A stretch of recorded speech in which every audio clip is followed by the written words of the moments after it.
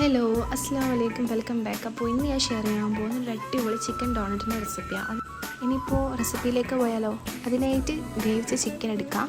അതിലേക്ക് മഞ്ഞൾ, മുളക്, വെളുത്തുള്ളി, പച്ചമുളക്, ഗരം മസാല, കുരുമുളക് പൊടി, പെരിഞ്ചീരകവും സവാളയും കൂടി ചേർത്തിട്ട് നല്ലോണം ഒന്ന് അടിച്ചെടുക്കാം. ഇനിയിപ്പോൾ മിക്സിലേക്ക് നമുക്ക് ബ്രെഡ് ക്രംസ് ചേർത്ത് കൊടുക്കാം. ഇനി ഇതാ നമ്മൾ ഡോണറ്റിൻ്റെ ഷേപ്പിലേക്കാക്കി മാറ്റിയിട്ടുണ്ട് കേട്ടോ. ഇനിയിപ്പോൾ നമുക്കൊന്ന് ഫ്രൈ ചെയ്തെടുക്കാം.